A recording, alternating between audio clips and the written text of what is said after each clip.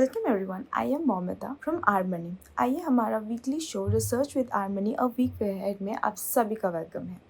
आज हम इस शो में जानेंगे कि निफ्टी और इंटरनेशनल मार्केट्स ने कैसा परफॉर्म किया, साथ ही साथ कौन से सेक्टोरल इंडाइसेस थे जिन्हें आउट परफॉर्म किया मार्केट को, और कमोडिटीज़ की मूवमेंट के बारे में भी जानेंगे। इस वीक हमने देखा कि निफ्टी के मूवमेंट जो थे वो थोड़े वीक थे। कारण क्या था? एफआईआईज़ का आउटफ्लोज और साथ ही साथ आईएनआर का वीकनेस। हाउएवर डॉलर इंडेक्स जो कि अभी भी परफॉर्म नहीं कर रहा, लेकिन आईएनआर की परफॉर्मेंस डॉलर के मुकाबले अभी भी वीक है, जो कि 90.45 का हाई लगा चुकी है। साथ ही साथ एफआईआईज़ जो है वो जुलाई से कंटिन्यूसली आउटफ्लो करे जा रहे हैं और till date for the month till date almost 19,000 crore का एफआईआई सेलिंग हो चुकी है। इसके कारण से निफ्टी में थोड़ी वीकनेस बनी हुई है, पर आरबीआई के रेट कट और फेड के रेट कट 25 बेसिस पॉइंट का जो फेड ने रेट कट किया है, उससे निफ्टी को थोड़ा सपोर्ट मिला फेड का रेट कट, जिससे कि डोमेस्टिक डिमांड में थोड़ी बढ़ोतरी आ सकती है। साथ ही साथ जो एक क्वांटिटेटिव ईजिंग का पॉलिसी अपनाया है फेड ने, जिसमें $40 बिलियन की रीपर्चेजिंग होगी गवर्नमेंट सिक्योरिटीज़ की, इससे जो यूएस की मार्केट है उसको थोड़ा सपोर्ट मिला। हाउएवर अभी भी जो है वीकनेस उसमें बनी हुई है। कारण क्या है? यूएस के economic numbers are still not that great. चलिए जानते हैं विवेक जी से कि how did the Nifty perform in the entire week, साथ ही साथ वेस्टर्न मार्केट्स ने कैसा परफॉर्मेंस किया। हाय मोमिता। इस वीक जो ग्लोबल मार्केट में जो सबसे बड़ी न्यूज़ थी वो फेड का रेट कट था। फेड ने इस वीक 25 बेसिस पॉइंट का रेट कट करके जो रेंज है उसे 3.5 से 3.75 तक ले आए, जो 3 साल में सबसे लोएस्ट है। और इस साल जो फेड ने रेट कट किए हैं उसका जो मेन रीज़न रहा है वो वीक लेबर मार्केट और अनएम्प्लॉयमेंट का बढ़ना रहा है। अब यहीं अगर हम यूएस मार्केट को देखते हैं तो यूएस मार्केट में फेड रेट कट के बाद डाउ जोन्स में एक तेज़ी देखने को मिली। उसने वीकली 1% का गेन दिखाया। नैस्डैक में इस वीक 1.66% का फॉल देखने को मिला। उसका जो मेन रीज़न रहा है वो मार्केट में जो एआई बबल का कंसर्न है वो रहा है। अभी रिसेंट में ओरेकल के रिवेन्यू रिजल्ट्स आए हैं, जिसमें रिवेन्यू डिक्लाइन होके आया है, जिसकी वजह से ओरेकल में फ्राइडे को ऑलमोस्ट 11% का फॉल देखने को मिला। और नैस्डैक में जो टेक कंपनीज का वेटेज है वो 62% के करीब है। अब बात करते हैं यूरोपियन मार्केट की। यूरोपियन मार्केट जो था वो इस बार मिक्स ट्रेंड में रहा है।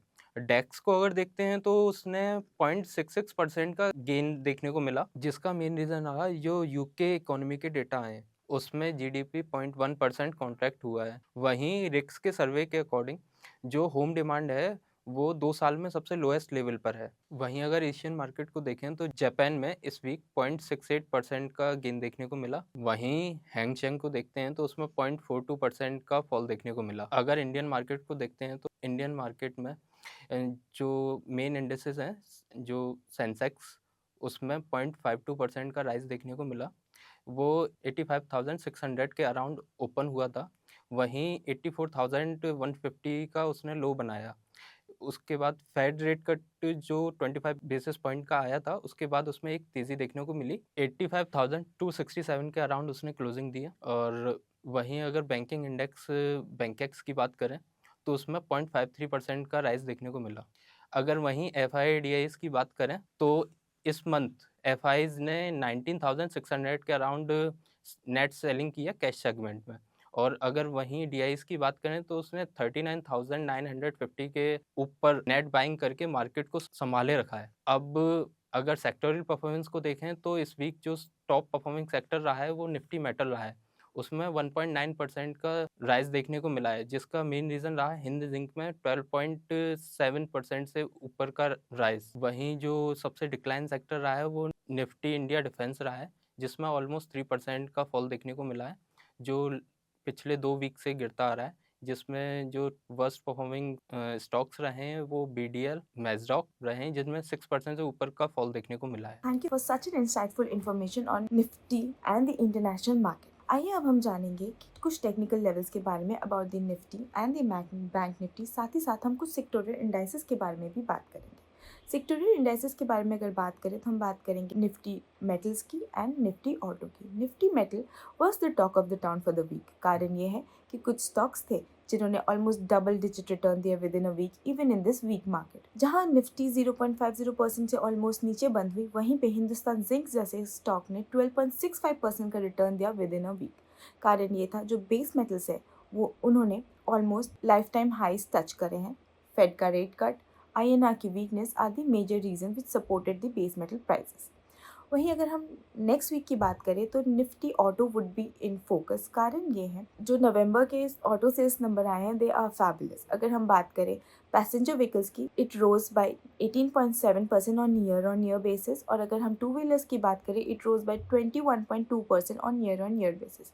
आइए जानते हैं नरेश जी से कुछ टेक्निकल लेवल्स और कुछ स्टॉक्स के बारे में। हाय मोमिता। इस वीक ग्लोबल मार्केट ज़्यादातर पॉजिटिव रहे, जैसे कि मेजर इकोनॉमिक इवेंट जो हुआ वो फेड का आउटकम वो पॉजिटिव एंड फेवरेबल रहा मार्केट के लिए। और इससे पहले जो भी इवेंट हुए डोमेस्टिक मार्केट से रिलेट ज़्यादातर फेवरेबल रहे। ओवरऑल अगर हम आउटलुक देखें तो पॉजिटिव लग रहा है। और नेक्स्ट वीक जो मार्केट में लगता है, अगर हम टेक्निकली देखें तो ओवरऑल फेवरेबल लगते हैं। जैसे कि अगर पीसीआर की बात करें ऑप्शन चेन की निफ्टी के, तो वीकली अगर पीसीआर की बात करें तो 1.14 के आसपास दिख रहा है, जो कि ओवरऑल पॉजिटिव दिख रहा है। और अगर मंथली पीसीआर की बात करें तो 1.04% है। वहीं अगर आप विक्स की बात कर रहे हैं तो विक्स भी कूल डाउन है, डिक्लाइन के साथ इस वीक भी बंद हुआ है, 10 के लेवल के आसपास है। तो ओवरऑल जो फैक्टर है वो पॉजिटिव है और आरएसआई भी फेवर कर रही है डेली बेसिस पर निफ्टी का देखें तो। सो निफ्टी में अगर जो मेजर सपोर्ट दिख रहा है वो अभी हाल फिलहाल में 25,745 के आसपास है, जो कि 50 डीएमआ है। और यहीं से मार्केट को हमने रिबाउंड होते हुए देखा, तो इमीडिएट सपोर्ट दिख रहा है वो 25,745। और उसके बाद अगर इससे भी नीचे डिक्लाइन होती है किसी कारण से तो 25,525 के लेवल काफ़ी इंपॉर्टेंट है। रेजिस्टेंस की बात करें तो 26,200 लेवल काफ़ी इंपॉर्टेंट रेजिस्टेंस है, जहां से हमने डिक्लाइन होते हुए देखे थे प्राइस जब मॉनेटरी पॉलिसी का आउटकम आया था। तो इस लेवल को सरपास नहीं कर पाया था, वहीं पर 3 दिन रजिस्ट किया था और मार्केट में एक डिक्लाइन देखी थी। तो मैं समझता हूँ नेक्स्ट वीक भी ये 26,200 एक मेजर हर्डल रहेगा। अगर वो सरपास कर जाता है तो मुझे लगता है नेक्स्ट जो ऑल टाइम हाई है वो रेजिस्टेंस फेस हो सकते हैं, जैसे कि 26,350। सो ये निफ्टी पर लेवल है। वहीं बैंक निफ्टी में इंपॉर्टेंट जो सपोर्ट दिख रहा है वो 59,200 का लेवल है, जो कि 21 डीएमआ है। और जो फ्राइडे को क्लोज आया है उसके ऊपर ही मार्केट ने सेटलमेंट दिया है, तो ये एक पॉजिटिव व्यू लग रहा है। वहीं नेक्स्ट अगर प्राइस में फर्दर डिक्लाइन होती है तो 58,150, जो कि 50 डीएमआ है, वो मेजर सपोर्ट रहेगा। और अगर रेजिस्टेंस की बात कर रहे हैं तो हायर साइड में जो अभी इमीडिएट रेजिस्टेंस दिख रहा है वो 59,745 एंड 60,115, जो कि ऑल टाइम हाई लगाया अभी रिसेंटली बैंक निफ्टी में। वहाँ पर भी अगर ब्रेकआउट होता है तो फिर नेक्स्ट इंपॉर्टेंट रेजिस्टेंस रहता है 60,650। ओके, अब सेक्टर्स पे बात करें तो सेक्टर में अगर रिसेंटली जो पॉजिटिव क्यूज़ मिल रहे हैं उसमें जैसे ऑटो नंबर्स हैं। ऑटो नंबर्स में two wheeler and three wheeler के काफ़ी अच्छे होके आए हैं, जो कि ऑल टाइम हाई पर है। इतना सेल्स अभी तक नहीं देखा गया और 21% गेन के साथ ये आउटकम आया। तो इससे रिलेट स्टॉक में भी कुछ मूवमेंट हो सकती है, जैसे कि इसके मेजर प्लेयर हैं hero MotoCorp, TVS motor, Bajaj auto, तो ये इनमें पॉजिटिव आउटलुक हो सकते हैं। वहीं पेंशन फंड रेगुलेटर ने पेंशन फंड को अलाउ कर दिया है जो कि 250 निफ्टी इंडेक्स में इन्वेस्ट कर सकते हैं। तो इसमें इस इंडेक्स के लिए एक पॉजिटिव क्यूज़ मिली है। वहीं 100% एफडीआई अलाउ किया है इंश्योरेंस सेक्टर के लिए, और जो कि फ्राइडे का आउटकम था, तो इस सेक्टर के लिए भी ये पॉजिटिव क्यू है। Thank you, Naresh ji, for an insightful educative information for our investors and viewers as well. इस सेक्शन में अब हम जानेंगे कि कमोडिटीज़ ने कैसे परफॉर्म किया, specially bullions, base metal and energy. Dev, our in-house analyst, will take us through the commodity market. Hello viewers. तो बुलियंस में हमने फिर से देखा नए रिकॉर्ड्स बने। इसमें अगर वीकली गेन्स देखे जाएँ तो काफ़ी अच्छी रैली हमें दिखी। गोल्ड में अराउंड 5% की रैली दिखी है अगर हम लोज़ टू हाइज़ की बात करें, और सिल्वर में अराउंड 12% का देखा गया।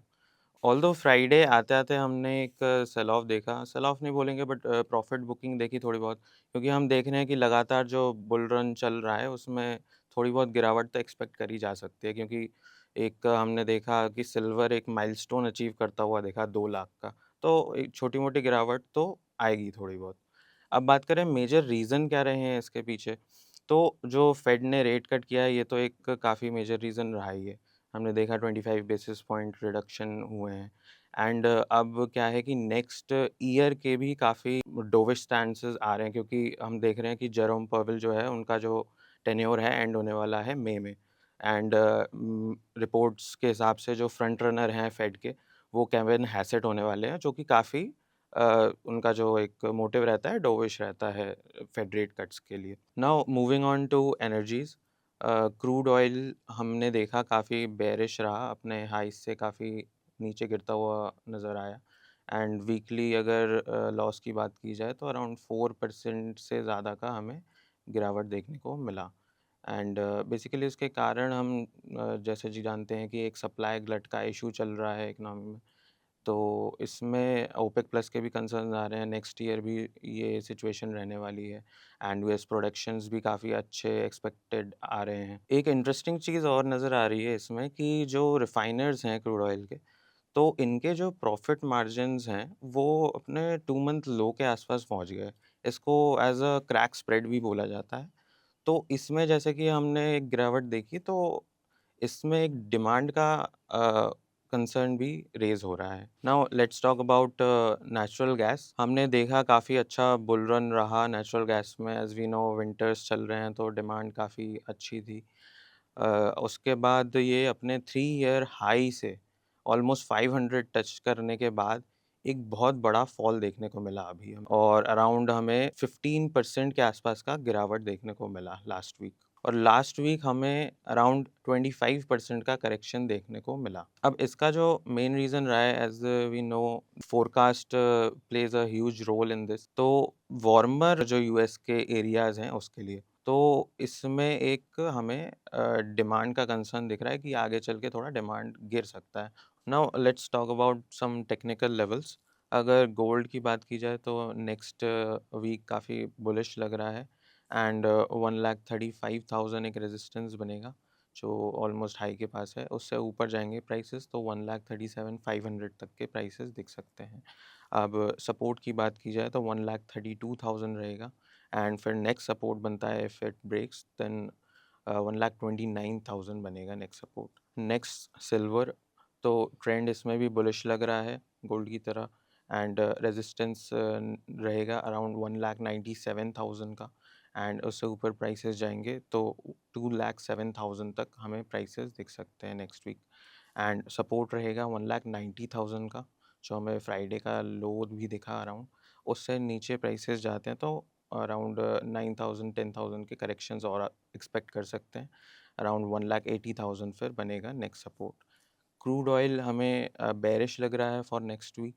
अगर रेजिस्टेंस की बात की जाए तो 5350 एक रहेगा, उससे ऊपर प्राइसेस जाएंगे तो 5500 तक प्राइसेस दिख सकते हैं एंड सपोर्ट की बात की जाए तो 5150 रहेगा, इससे नीचे प्राइसेस गए तो हमें 4900 तक प्राइसेस दिख सकते हैं। नेचुरल गैस के इंपॉर्टेंट लेवल्स देखे जाएँ तो अराउंड 390 बनता है एक रेजिस्टेंस एंड इससे ऊपर प्राइसेस गए तो हमें 420 तक के लेवल्स देखे जा सकते हैं नेक्स्ट जो रेजिस्टेंस बनता है and if we talk about support तो 370 का एक बनता है, इससे नीचे प्राइसेस जाएंगे तो हमें फिर और फर्दर डिक्लाइन देखने को मिल सकता है टूवर्ड्स 350 एंड मोर।